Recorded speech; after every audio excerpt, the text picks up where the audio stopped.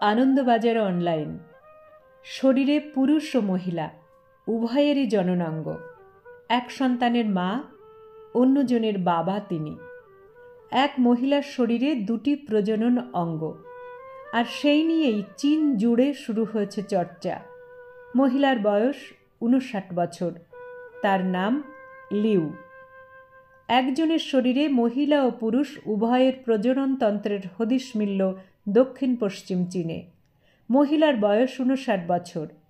চীনের সমাজ মাধ্যম জুড়ে লিউকে নিয়ে শুরু হয়েছে হইচই। চীনের এক সংবাদপত্রের খবর অনুসারে সেই মহিলার দুটি পুত্র সন্তান রয়েছে। প্রথমে লিউ একজন পুরুষকে বিয়ে করেন, তাঁর ঔরসেই মহিলার প্রথম সন্তান হয়। পরে তিনি এক মহিলাকে বিয়ে করেন।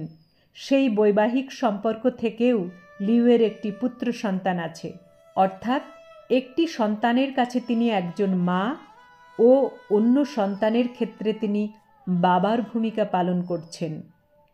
চীনের বিশান প্রদেশে জন্ম হয় লিউয়ের। ছোট থেকেই তাঁর হাবভাব ছিল অন্যরকম। মহিলা হলেও ছেলেদের পোশাক পরতেন তিনি, ছেলেদের মতো চুলও রাখতেন। অনেকেই তাঁকে ছেলে ভেবে ভুল করতেন। 18 বছর বয়সে লিউ ট্যাং নামে এক ব্যক্তিকে বিয়ে করেন এবং বছরখানিকের মধ্যেই তিনি এক পুত্র সন্তানের জন্ম দেন। তার কিছুদিন পর থেকেই লিউয়ের শরীরে বদল আসতে শুরু করে। তাঁর শরীরে অ্যান্ড্রোজেন হরমোনের ক্ষরণ বেড়ে যায়, দাড়ি গোঁফ গজাতে শুরু করে, স্তনের আকার ক্রমশ ছোট হতে থাকে, শরীরে পুরুষ জননাঙ্গ প্রকট হয়ে ওঠে। এই ঘটনার পর ট্যাং ও লিউয়ের বিবাহ বিচ্ছেদ হয়ে যায়। পুত্রকে ট্যাংয়ের ভরসায় ছেড়ে লিউ অন্য প্রদেশে গিয়ে একজন পুরুষের মতো জীবন যাপন করতে থাকেন। নতুন জায়গায় গিয়ে জৌ নামে এক মহিলার প্রেমে পড়েন লিউ। লিউয়ের শারীরিক পরিস্থিতির বিষয়ে সবটা জেনে শুনেও জৌ তাঁকে বিয়ে করতে রাজি হন। লিউয়ের সরকারি পরিচয়পত্র অনুযায়ী তিনি ছিলেন এক মহিলা, আর চীনে সমলিঙ্গ বিবাহ নিষিদ্ধ, তাই তাঁরা চাইলেও বিয়ে করতে পারছিলেন না। লিউ তখন ট্যাংয়ের সাহায্য চান। ট্যাংকে তিনি প্রস্তাব দেন যে তিনি যেন জৌকে বিয়ে করে নেন।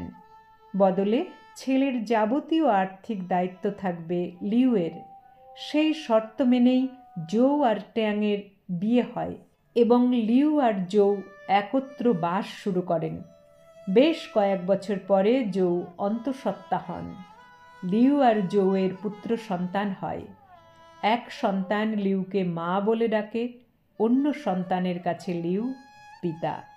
আনন্দবাজার অনলাইন, 6 জানুয়ারি 2025।